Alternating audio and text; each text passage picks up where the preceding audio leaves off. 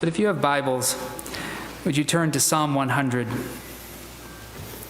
I'm often aware in the church that the times are changing, and you've experienced it as well. The world seems to have adopted a new story, a different story, one that has never before been truly adopted. Every nation through history has believed in a God. This goes back as far as history goes.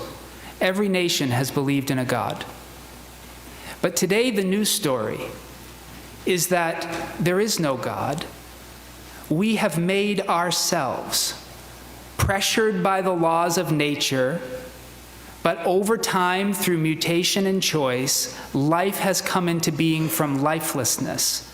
There's no creator, there's no purpose, there's no God, there's no goal, there's no termination, there's no hope. There just is whatever is. This is the story. It's been adopted. It's somewhat unprecedented. No nation has ever dared believe such a thing. And some might say it's because we've come of age. But we know that's not true. It's not that we've come of age, it's that we are falling asleep. When we read the scriptures, we remember a story that is as old as creation itself, that is somehow latently there in every nation that has ever existed. And it's the story that we are not random, that we are not accidents, that we are not without hope, that we are a consequence of a decision made by a being of inestimable value, of unbelievable potential. How could you even fathom a being from which all life comes, which has always been and will always be? That being made a decision. That's what we're told in the scriptures. And the being, we call him God. That's not his name, that's more of a title. He revealed himself as I am. But this God made a choice, and the choice was to share his life with other beings. And so he created the world.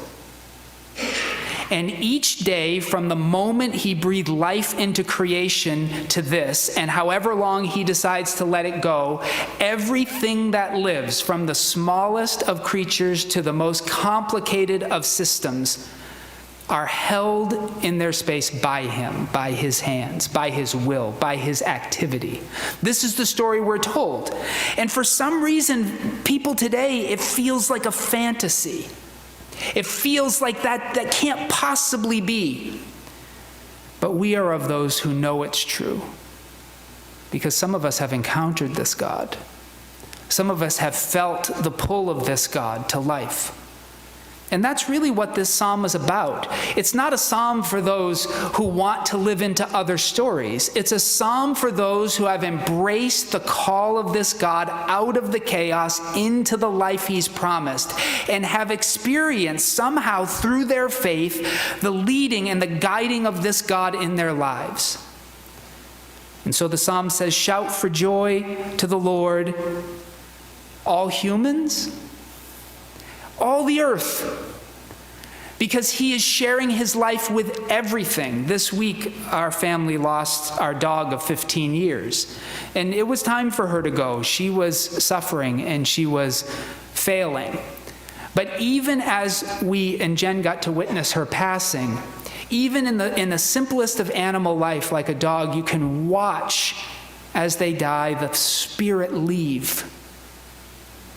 What is that? What is that thing that leaves? Have you heard scientists say it weighs 21 grams or something like that? Something leaves. It's the breath of God, is what the scriptures tell us. There's a song, it's a great worship song. It says, more or less, that we sing his praise with the breath he puts into our lungs. Isn't that an interesting thought? Shout for joy to the Lord, all the earth. Worship the Lord with gladness. Come before him with joyful songs. Know that Yahweh, the Lord, is God. It is he who made us, and we are his. We are his people, the sheep of his pasture. That is the greatest news ever declared anywhere on the earth. That not only did this God choose to make us, but he has chosen to walk with us.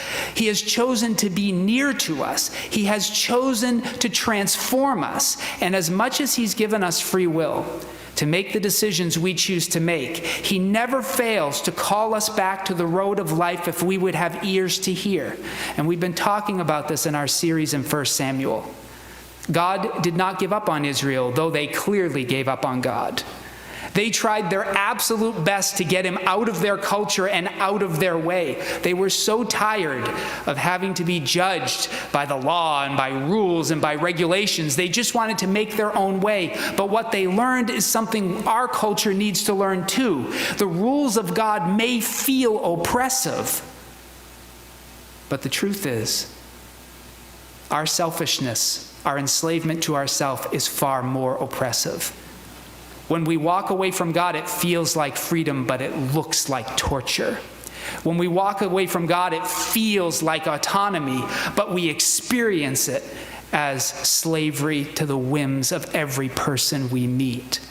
God has given us his law to create space for life. And the Israelites knew that. And even though they failed to live it out, the psalmist who wrote the Psalms knew that our only hope for joy and for peace and for security in this life was to abandon all the other voices and live in the space that God had created, and to give him thanks that he had made a way through the waters into the land of promise. Because let's not fool ourselves, we live in the waters. The waters in the Bible represent chaos. They represent destructive forces. They represent everything that wars against life, and you and I were born in the midst of them. But God separated those waters when he allowed the Israelites to walk through the Sea of Reeds on dry ground, or the Red Sea. And he'll separate the waters for us too. He did it in Jesus. And some of you I know, I guess, I don't know, I guess, because it's true of me. It feels like the waters, especially today, are just overrunning everything. It feels like everything is on the tip of disaster. Like one wrong tweet and the world will explode. It feels like the room is full of gas and all we need is a spark and everything will end. It feels that way sometimes, but we know that that is not the case, because we are not here randomly and we are not alone. Because there is a God who is with us. And as chaotic as the world might seem, he has made a way through the waters. And that way is Jesus. And so this psalm points us to the future. Do you see it in verse 4? It points us to the future. We're born in the waters. God makes a way. We have to follow Jesus. It's not a wide, I don't know if you ever watched Cecil B. DeMille's little movie on the Ten Commandments. It was a wide path he made through those waters, wasn't it? I mean, that thing you could have fit, I think, 4 tractor trailers through what he made through there. But Jesus tells us it's not a wide road. That little road through those waters is paper thin, and you're going to have to shed some gear to get through it. You're going to have to let go of some stuff. The rich young ruler wouldn't do it. He had to carry all his stuff, and he wouldn't fit through the narrow way that Jesus made for him.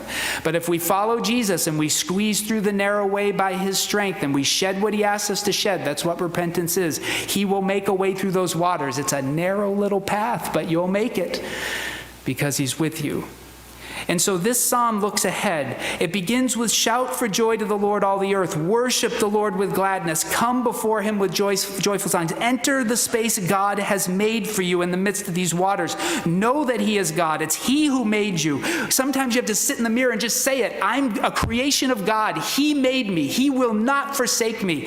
And he says, enter that space. And then that's the narrow path as you walk it. Verse 4, you can be assured that when your traveling days are over, you will enter his gates with thanksgiving. That's the end of the road. That's the joy set before us. That's why we can endure all that we endure in this world, because ahead of us are his gates. And we will enter his gates one day with thanksgiving, and we will enter his courts with praise. When you squeeze through that narrow road and you follow Jesus along the twisting, turning path through the waters, and suddenly opens before you a wide way with the gates of heaven, and you enter those courts, what are you going to do?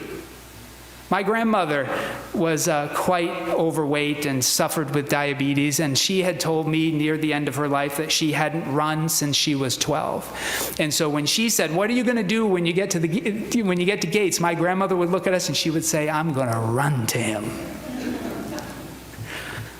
That's the joy set before us. If we can't keep that ahead of us, then we fall into the darkness of the world. One day we'll enter his gates with thanksgiving and his courts with praise, and we will give thanks to him and we will praise his name. Do you want to be there? That's what you carry with you. When we gather together and worship, we're practicing for that day.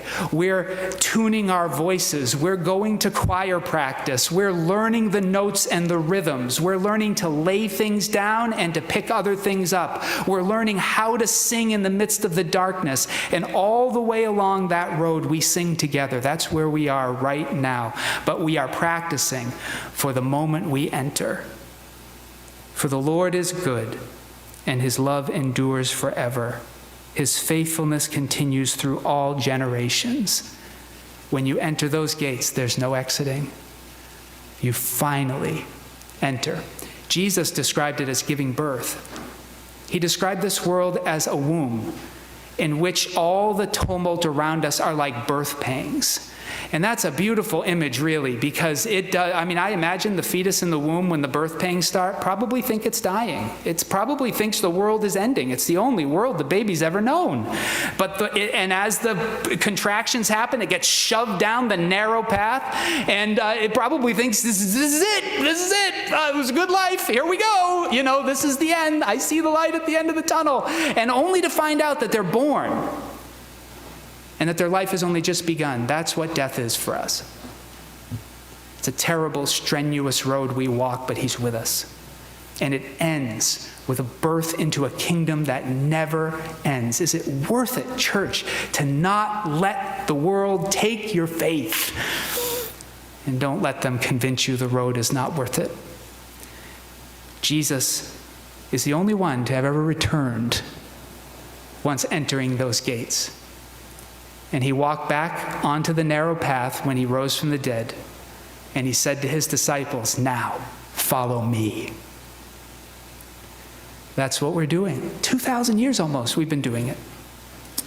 I hope you're encouraged today. I hope that you will choose to be thankful, not for the world as it is, but for the world as it is becoming, for the road made for you to walk into the heavens.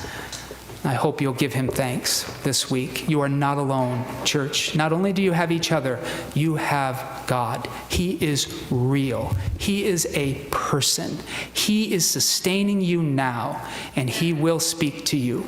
He will speak to you in your spirit, through his word, and through the things that happen in your life. If you look for him, he will be found. He has promised that all who seek him find him. So seek him today and let him prove what he promised he would do.